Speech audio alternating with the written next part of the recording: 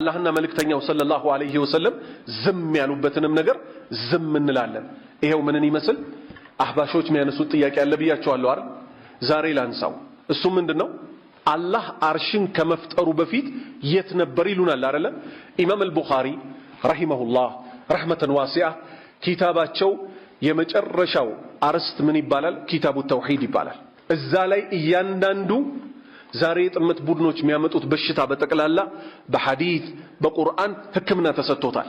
ኢምራን ኢብኑ ሁሰይን ረዲየላሁ ዐንሁ የተባለ ሱሐባ በዘገበልን ሐዲስ የየመን ሰዎች የአላህ መልእክተኛ ጋር መጡ። የአላህ መልእክተኛ ሰለላሁ ዐለይሂ ወሰለም ያ አህለል የመን እናንተ የየመን ሰዎች ሆይ ብስራቴን ተቀበሉ አሏቸው። ቀቢልና ተቀብለናል የእርሶን ብስራት አሏቸው። ጂእናክ መተናል እኮ እርሶ ዘንድ ሊነተፈቀሃ ፊዲን ስለ ዲናችን ለማወቅ እና ጥያቄ ሊነስአለከ ልንጠይቆት እኮ መተናል። እንዴት ይሄ ሁሉ ነገር እንደጀመረ እንዲያስረዱን እኮ መተናል። ምኑ እንዴት እንደጀመረ ፍጥረተ ዓለሙ እንዴት እንደጀመረ እስቲ ንገሩናል። የአላህ መልእክተኛ ሰለዋቱ ረቢ ዐለይሂ ወሰላሙሁ ምን አሉ?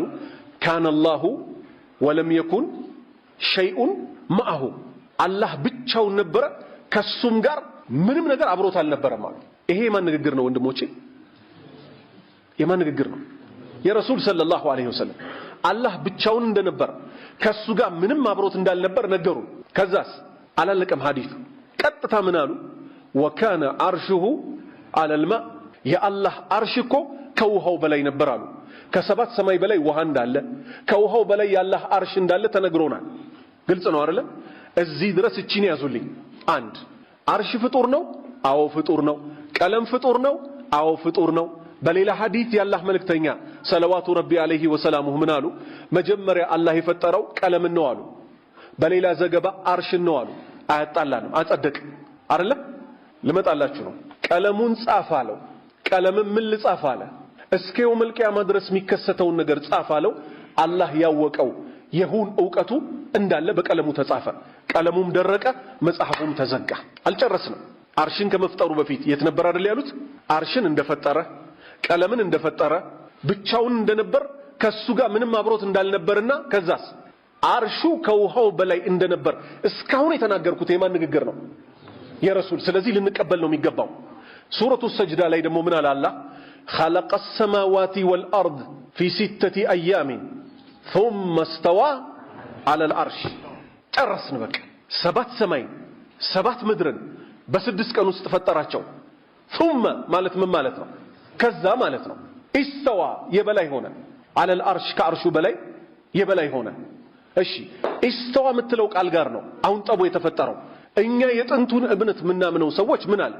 የጥንቱ ቦታው ላይ የነበሩት ሰዎች እቺን ቃል በምን እንደተረጎሟት ማስረጃ እናምጣል። ማንና መጣል? አሁንም ሄድን።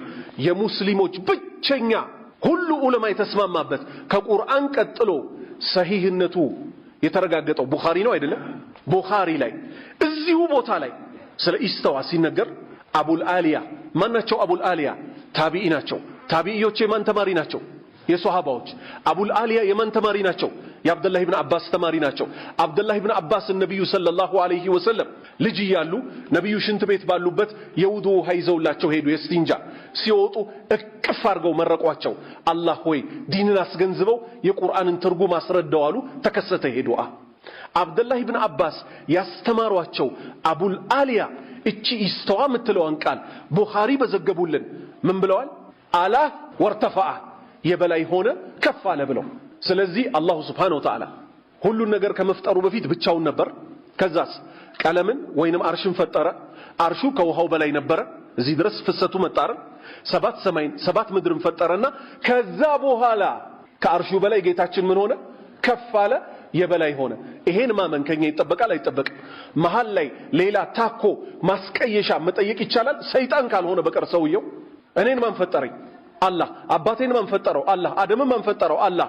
ከዛ አላህን ማን ፈጠረው እንድንል የታዘዝነው ወይስ ስንዘጋው ጥያቄውን አላሁ ኻሊቁ ኩሊ ሸይ አላህ እኮ ከሱ ውጭ ያለውን በጠቅላላ የፈጠረው እሱ ነው ብለን ዝም እንድንል ነው አይደለም የታዘዝነው? ወንድሞቼ አህባሾች የሰይጣን ጓደኞች ምን አሉ?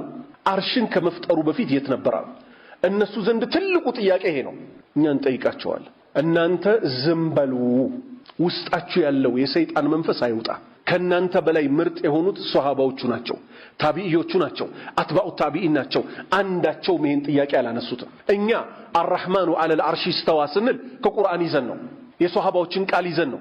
እነሱ አላሁ መውጁዱን ቢላ መካን ሲሉ አብደላህ ሐረሪ የሚባል የሐረር ሰው ይዘው ነው።